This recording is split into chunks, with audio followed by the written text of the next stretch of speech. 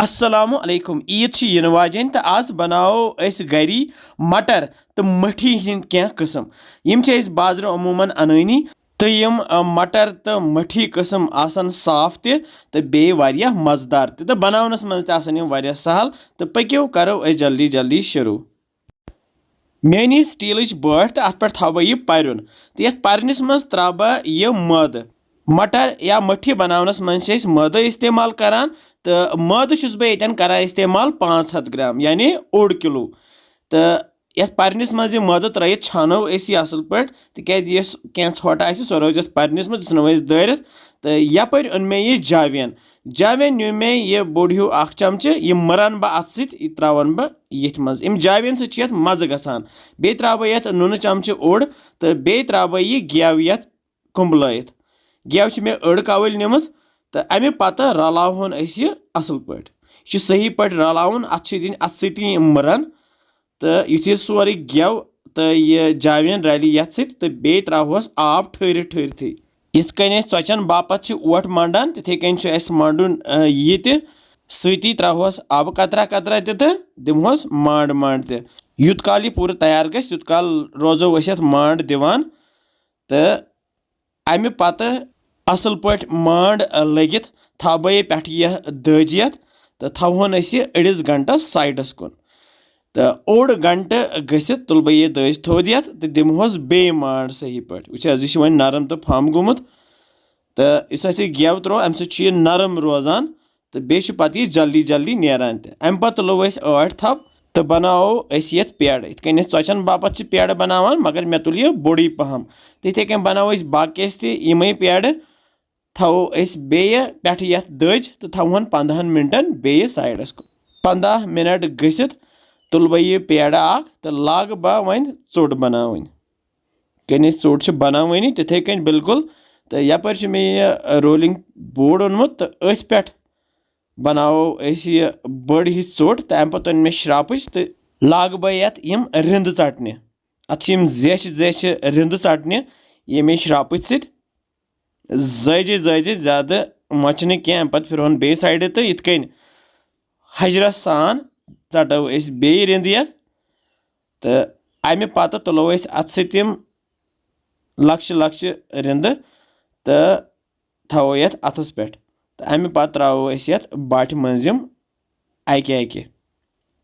वारिया सहल थोक ये बाटि मज तैयार कर जमा तो बाकी ते बनावोक इथे कन थो साइडस कुन तो वन लागो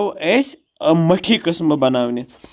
तो मे 4 पेड़ तो पेड़ तुल मे तो बनावो इथे कन ब्या चोट कन हु चोट बनो इथे कन बनावन ये चोट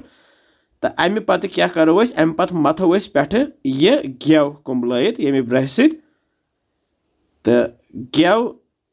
सरसी च्चि मथित लाग बह वन यह वटन यथ बनाओ बह जूठ हूँ यह रोल तो अमे पत अन बह श्रापच तो लाग बह ये लकट लकट हिस्स करें यथ कर बह 6 हिस्स लकटी लकटी तो अमे पे तुल बह यह लकुट हिस्स तो मांडन बह बे तो बनावस लकुट पेड़ बनित अन बह यह चकला तो ये बेलन सत बना बह लकट हिस्स चोट अस लकट मठी बनावन तो अम पे मत बह ये गेव तो करन डबल फिरन पे मथस बे गेव ब्रश सत तो फिरन बे तो लकट मठी बने यह वन तैयार थवन बस साइडस कुन तो लाग बह बनावन बे यम लक्ष लक्ष मठी इथे कन वो सहल बनावन तो यम थवक बह ये दज पे साइडस कुन तो अमे पत बना बह ब्या किस्म मठी मे बनो चोट तो गिलास त्रा बह ये निशान बह बनाव ये गोल सर्कल थवक साइडस कुन तो करहोक यम तैयार ब्या चोट बनो मे ये बना बह वन बज मठी बना मे लक्च मठी तो ये च्चि बना बह बज मठी इथे कन बनाओ चोट पे मथोस गेव तो फिरन बनाओस यह रोल तो रोल बनत कर बह ये वन मज बाग 2 हिस्स वह लक्चन करे अस 6 हिस्से मगर यथ कर बह 2 तिकाज अस यह बड़ मठी बनावन इथे कन बना बह पेड़ इथे कन बनाओ अस वन यथ चोट यमि बेलन से दिमो जेचर तो बनावन गोल चोट तो अमि पत मथोस बे यह गेव वटोस यह अंद तो अमि पत मथोस बे गेव तो फिर ब्याख अंद तो बनाओ अस यह बड़ हिश मठी वह गई वन तैयार अम पे तुल बह श्रापच तो यथ कर बह निक निक गद अमे श्रापच सत अम सत पे फोक हिू खसान कह तो तैयार सोन यह मटर तम लक्चे लक्चे मठी तम गोल गोल मठी तो यम बज बज मठी तो अमे पत जल बह गैसस पे थो मे तव तय मज मे नुमुत रिफाइंड तेल न्यू मे हना ज्यादा पहम तिकाज यम डीप फ्राई करें थोड़ा सा यह मटर पे त्रा बह ये त्रोश यह अम मतलब गो तेल तैयार तो अम पे त्रो अम मटर ये अके इकवटे त्रोस न अके त्रो क्या गसन पान वन लाड़न कह वो तल मे गैस थोमुत फुल तो करो यम तैयार यूत काल यम वन गोल्डन ब्राउन तो क्रिस्पी गसन वो गई वन गोल्डन ब्राउन बेम त्रुश त्रुश तो कड़ोक नबर फेनोक तेल तो त्रोक ये बाटि मज वन तो सारी मटर इथे कन तैयार कर रोजो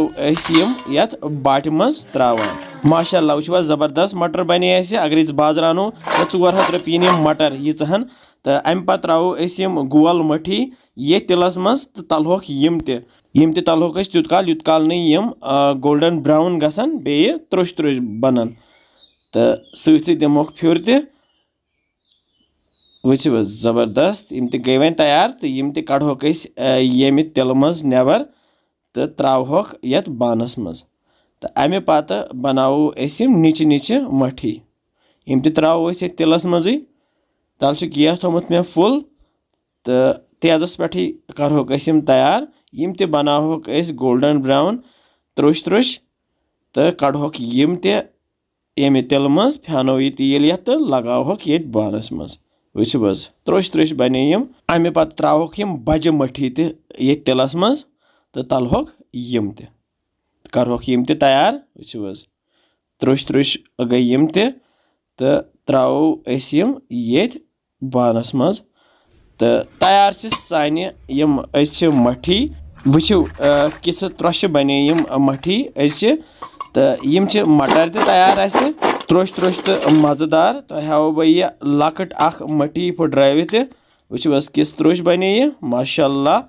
तो यथ ईज पे बनजो तो यम मठी तो बेजो वनान कि बसान तो सान रेसिपीज इंशाअल्लाह समखो बे कैसन मज़ेदार रेसिपियन सो थो पन ख्याल बिहु रबस हवाल अस्सलामु अलैकुम।